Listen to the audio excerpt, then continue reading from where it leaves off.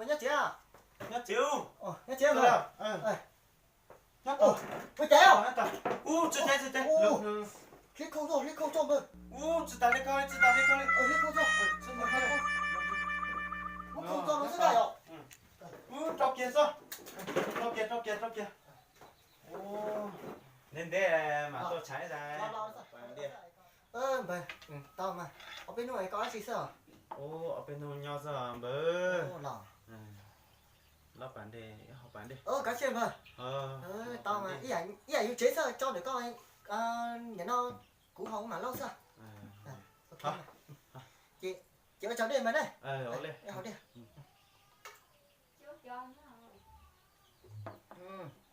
Để tao sẽ mà là sẽ cờ bơi rồi. Cuộc ca cờ thế là sẽ cờ thế là bơ thế. Đấy tôi học rồi nhé. Nó Cho tôi cũng học cũng mà không vậy. Cũng mà không vậy. Nói chi? Học chỉ có vậy hết. Ông đây, học.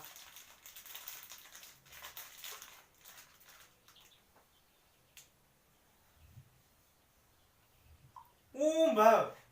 Là chi bơ? Cú có học rồi chứ. Có nó tỏ chứ. Có hay giờ học nó gì cũng sợ giờ muốn tỏ đi nó cái là học đó. Wow, chứ giờ nè. Cú có học nè. Chứ cú mua hay thì học thì học luôn nó. Chứ giờ thì học em mua nó cho tỏ nó hả. Chứ giờ. Có giờ học cũng sợ giờ nó cho tỏ đi nó là học nó. Chứ giờ nè. Cú thì có học mà mua nó cho lù. Mua nó cho họ nó mà học nó nè. Nó cái gì cái xe. Tao cũng xe thì do cũng xe tao. Lên mà. Học mày chủ nó nè, mua nó cho nó nè. Học mà ông nó muốn học lên ông nó nè. Tàu nó chỉ chế nè. Nó mà lỡ trâu cho nó mà lỡ hầu nó nè. Lỡ hầu lúc ba nó nè, chú. Hầu ngủ. Dạ, đến nó mà lấy chơi ngu rồi.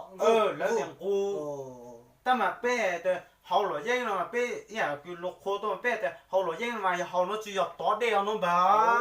Mà bé hầu nó. Thì hầu cái xe.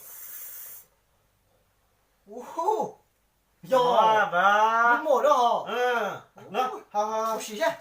Cú xì nó rồi. Hầu mà. Ui, một mình vậy.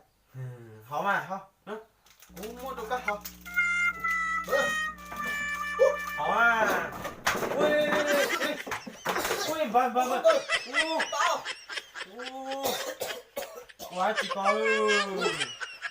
Cú có hầu à, cú chỉ có hầu à. Có hầu này, ở đây hầu gì cũng hầu. Cú biết thì hầu mà hầu, cú mà cú đó mà do thì hầu rồi chứ mà hầu nó hầu. Nó hay có ai đừng hầu nữa hầu mà do hầu lúc nó mà chạo nó hầu coi cái hầu sai thì hầu nó ngu. Chứ biết thì hầu mà hầu chứ hầu cú mà nếu mà thì xem mà biết thì hầu dây mà rồi nó. Coi ô cái sạt thôi. Lắp vào đi hầu đấy. Lên mà. Coi lô cỏ hầu dây thì mua để cho tỏi dây hầu ha. Bỏ gì luôn nhỉ bơi coi giờ hầu dây. Hầu đây. Rồi chị tỏi đi hầu rồi. Coi chả bán nó lâu. Nghĩ nào sao? Vâng. Ngồi lên mà. Có bài chế à? Có chuyện thôi. Chéo lên. Mà nhắc thôi. Một bước rồi. Một bước phải rồi. Mày nhắc cũng phải rồi. Chéo lên một cái. Ô vâng.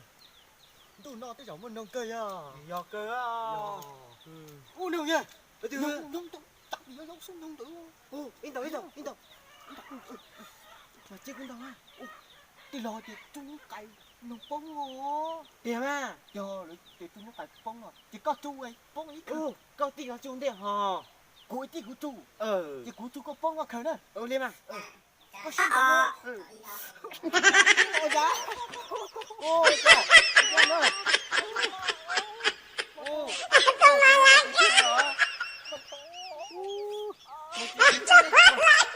Coi chỉ chuột cha đấy, chúng nó cày mà. Một thôi